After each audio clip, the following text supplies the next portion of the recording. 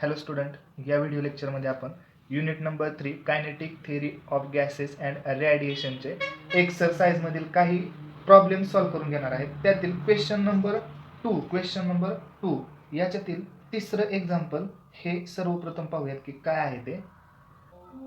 Question काय आहे पहा. Right ideal gas equation for mass of 7 gram of nitrogen gas. म्हणजे इथे आपल्याला आयडियल गॅस इक्वेशन लिहायचं आहे. कशासाठी? नायट्रोजनसाठी. ज्यावेळेस नायट्रोजनचं मास हे 7 ग्रॅम असणार आहे त्यावेळेस. ॲन्सरमध्ये आपण लिहूयात, सोल्युशनमध्ये लिहूयात की गिवन काय आहे? मास आहे, mass, weight. Okay, mass of substance. गिवनमध्ये काय दिलं? Mass of substance. किती आहे ते? मास ऑफ सबस्टन्स एम किती आहे ते? 7 ग्रॅम आहे. आणि आयडियल गॅस इक्वेशन, याच्यासाठी आयडियल गॅस इक्वेशन फॉर्म्युला काय असतो? PV = nRT. ओके, एन म्हणजे काय? एन म्हणजे काय? Number of mole. त्याचा फॉर्म्युला काय असतो? N = अमाऊंट ऑफ सबस्टन्स किंवा mass of substance divided by molar mass. N mass of substance, त्याची व्हॅल्यू किती आहे? 7 ग्रॅम. आणि नायट्रोजन गॅससाठी मोलार मास किती असतं? 28. हे जर इक्वेशन सॉल्व्ह केलं तर काय होते पहा. 7 × 7 = 7 × 14 = 7 × 7 = 28. म्हणजे 1/4 येत आहे. इथे 7चा भाग जात आहे, त्यामुळे हे इक्वेशन किंवा ही व्हॅल्यू आपण या पद्धतीने सॉल्व्ह करून घेतो. तर एनची व्हॅल्यू आपल्याला भेटते इथे. एन म्हणजे किती भेटले? एनची व्हॅल्यू किती भेटली? 1/4. ती पुट करूयात इथे. PV = 1/4 RT. तर याच्यासाठी पहा, नायट्रोजन गॅससाठी आयडियल गॅस इक्वेशन काय भेटलेलं आहे? तर PV = 1/4 RT. हे त्याचं आन्सर आहे. इतकं सोपं एक्झाम्पल आहे हे. दुसरं एक्झाम्पल पाहूयात.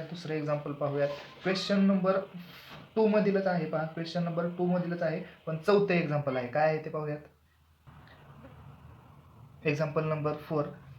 If the density of oxygen is 1.44 kg/m³ at a pressure of 10⁵ Nm/m², find the root mean square velocity of oxygen molecule. इथे आपल्याला काय काढायचं आहे? रूट मीन स्क्वेअर वेलॉसिटी काढायची आहे. कोणाची? ऑक्सिजनची.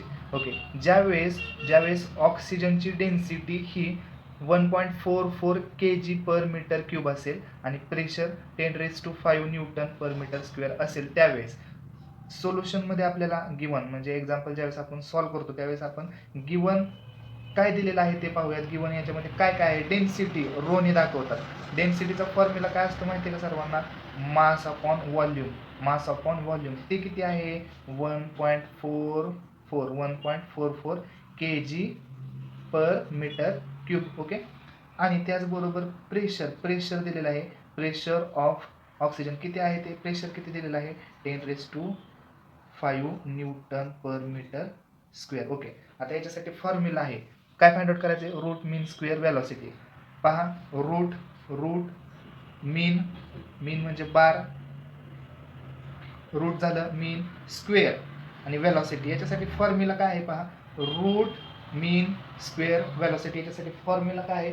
सर्वांना माहिती आहे. काय आहे तो फॉर्म्युला? स्क्वेअर रूटमध्ये 3PV/m. ओके, हा फॉर्म्युला आहे. आता याच्यामध्ये व्हॅल्यू पुट करूयात. आता हे उलट केलं तर चालेल का? इथे फॉर्म्युला काय आहे?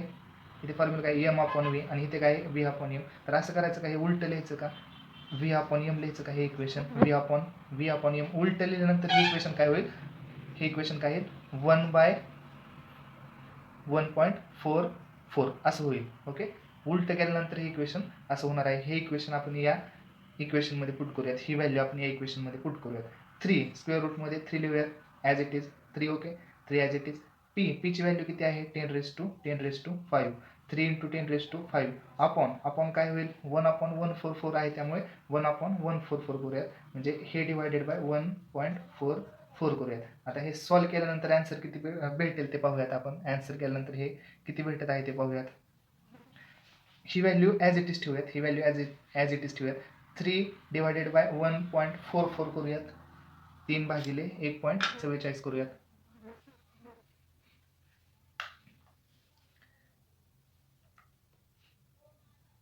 3 डिवायडेड बाय 1.44 किती आन्सर आलं 2.08 आलेलं आहे 2.08 ओके स्क्वेअर रूटमध्ये 2.08 इंटू 10⁵ ओके हे इक्वेशन आलेलं आहे. आता 5 म्हणजे किती तर इथे पॉईंटच्या पुढे किती झिरो असतील पॉईंटच्या पुढे किती झिरो असतील 5 झिरो असतील 1 2 3 4 5 म्हणजे किती व्हॅल्यू होईल 2 त्याचं स्क्वेअर रूट काढूयात स्क्वेअर रूटमध्ये ती व्हॅल्यू पुट करतो हां 2 0 8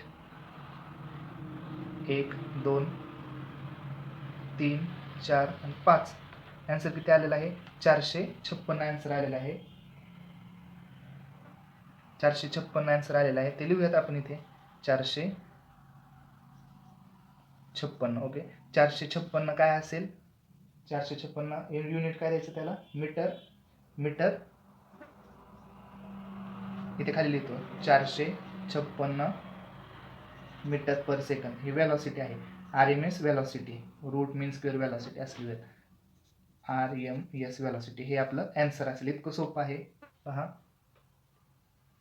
त्याच्यानंतर नेक्स्ट एक्झाम्पल आहे पहा नेक्स्ट एक्झाम्पल मी बुकमध्येच दाखवतो लिहित नाही बुकमध्येच दाखवतो 12 नंबरचं एक्झाम्पल आहे पहा 12 नंबरचं एक्झाम्पल त्या अगोदर सॉल्व्ह करूयात काय आहे 2 vessels A and B are filled with some gases okay इथं म्हटलेलं आहे पहा 2 vessels A and B are filled with some gases where V म्हणजे काय असणार आहे volume temperature and pressure in vessel A is twice the volume temperature and pressure in vessel B. Calculate the ratio of number of molecules of gas in vessel A to that in vessel B. तर इथे आपल्याला काय विचारलेलं आहे तर 2 vessels आहेत आणि इथे मी दाखवतो 2 व्हेसल्स आहेत vessel A and vessel B okay तर यातील जो गॅस असणार आहे ए मधला जो गॅस असणार आहे बी मधला गॅस असणार आहे याचं व्हॉल्यूम टेम्परेचर प्रेशर त्याचबरोबर याचं व्हॉल्यूम टेम्परेचर प्रेशर ओके तर where volume temperature and pressure in vessel A is twice म्हणजे डबल आहे एचं काय आहे डबल आहे the volume temperature and pressure in vessel B तर याचं जे व्हॉल्यूम टेम्परेचर प्रेशर जे असेल याच्या डबल कोणाचं आहे याचं आहे त्यावेळेस नंबर ऑफ मॉलिक्यूल त्यावेळेस नंबर ऑफ मॉलिक्यूल म्हटलेलं आहे पहा number of molecule of gas in vessel A to that in vessel B तर यांचं नंबर ऑफ मॉलिक्यूलचा रेशो काढायचा आहे एचा आणि बीचा तर तो कॅल्क्युलेट करूयात ओके तर गिवन काय आहे पाहूयात गिवनमध्ये हे एक्झाम्पल सॉल्व्ह करण्यासाठी गिवनमध्ये आपल्याला काय काय दिलेलं आहे पाहूयात व्हेसल ए आणि व्हेसल बी गिवनमध्ये आपण लिहूयात व्हेसल एचं जे व्हॉल्यूम आहे ना व्हेसल ए मध्ये जे व्हॉल्यूम आहे ना ते VA ने दाखवूयात हे डबल असतं कोणाच्या डबल आहे तर VB च्या ओके तर त्याच्यासाठी आपण असं लिहूयात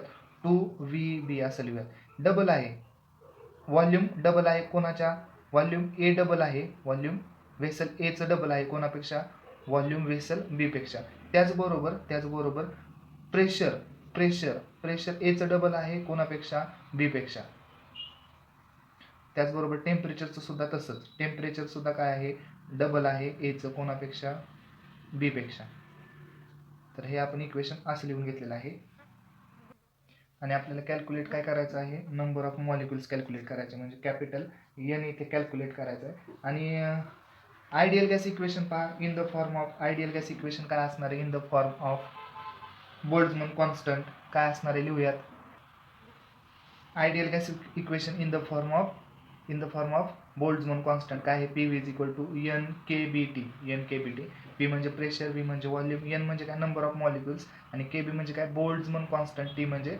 टेम्परेचर तर आपण हे इक्वेशन रिअरेंज करून N साठी इक्वेशन लिहूयात N इथेच ठेवूयात PV आपण काय होईल KBT okay PV is equal to N is equal to PV upon KBT हे इक्वेशन भेटेल या इक्वेशनमध्ये व्हॅल्यू पुट करूयात व्हेसल ए साठी हे इक्वेशन काय होईल NA is equal to PA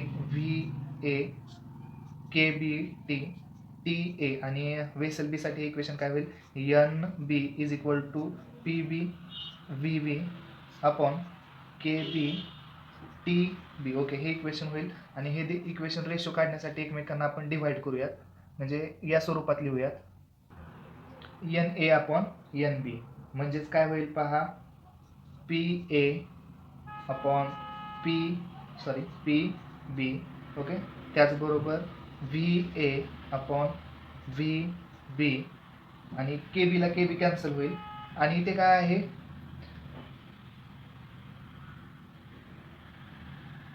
इथे बघा काय होत आहे, उलट टी कुठे होता मग अशी, N A is equal to P A V A upon K B T A. आता हा टी ए खाली होता, म्हणजे इथे आपण टी ए खाली पुट करणार आहे. इथे जर पुट केला तर तो कुठे जाणार आहे, इथे येणार आहे, खाली येणार आहे. तो कुठे येणार आहे, टी ए इथे येणार आहे. आणि याचा टी बी हे पाहू, N B is equal to P B V B upon K B T B. तर हा टी बी इथे असणार आहे या इक्वेशननुसार. के बीला के बी तर इथे आपण कॅन्सल करतो एकमेकांना. हे टी बी काय होईल, वरती जाईल, म्हणजे इक्वेशनमध्ये कुठे येईल, टी बी इथे येईल. हा टी बी कुठे जाईल, तर वरती जाईल. म्हणून हे टी ए इथे न लिहिता आपण इथे लिहिलेला आहे आणि हा टी बी आहे ना तो वरती लिहिलेला आहे. तर इक्वेशन काय भेटते पहा आपल्याला, P A upon P B, V A upon V B आणि T B upon T A. Okay, तर या व्हॅल्यू पुट करूयात. इथे काय आहे, पी ए किती आहे, पी ए किती आहे, 2pb आहे. किती आहे, 2pb. किंवा आता हे इक्वेशन सॉल्व्ह करूयात.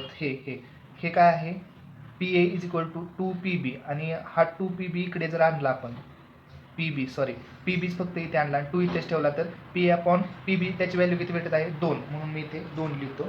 ओके, इंटू काय आहे, V A upon V B. V A upon V B काय होईल पहा, व्ही ए इथे आहे, व्ही बी इकडे आहे, ते इकडे शिफ्ट केल्यानंतर काय होईल, व्ही ए अपॉन व्ही बी होईल. आणि 2 त्याची व्हॅल्यू भेटत आहे आपल्याला 2. इथे सुद्धा 2 मल्टिप्लाय बाय 2. ओके, आणि आता इथे पहा, इथे काय होईल पहा, आपल्याला इक्वेशन काय तयार करायचं आहे, T B upon T A. T B इथे आहे आणि हा टी ए काय करूयात आपण, इकडे शिफ्ट करूयात. टी ए इकडे शिफ्ट केला आणि हा 2 कुठे शिफ्ट करायचा, इकडे शिफ्ट करायचा. हा कुठे जाईल, डिवाइडमध्ये जाईल. इथे 1 येईल, इथे किती येईल, 1 येईल. आणि हा 2 इकडे शिफ्ट करूयात, तो कुठे जाईल, डिवाइडला जाईल. ओके, डिवाइडला जाईल. म्हणजे T B upon T A त्याची व्हॅल्यू किती आहे, 1/2, म्हणजे हाफ आहे. किती आहे, हाफ. तर इथे आपण हाफ लिहूयात, हाफ 1/2. आता हे इक्वेशन पहा काय होत आहे, पहा, बेकवे बेदुने 4/2, 4/2 होत आहे. आणि याचा आन्सर किती येतं, 2 येतं. याचा आन्सर किती येतं, 2 येतं. ओके, तर आपल्याला रेशो काय भेटलेला आहे पहा, तर 2 हा रेशो भेटलेला आहे. हे त्याचं आन्सर आहे, ह्या एक्झाम्पलचं हे आन्सर आहे. Okay, thank you student. राहिलेले एक्झाम्पल्स आपण नेक्स्ट व्हिडिओमध्ये पाहूया.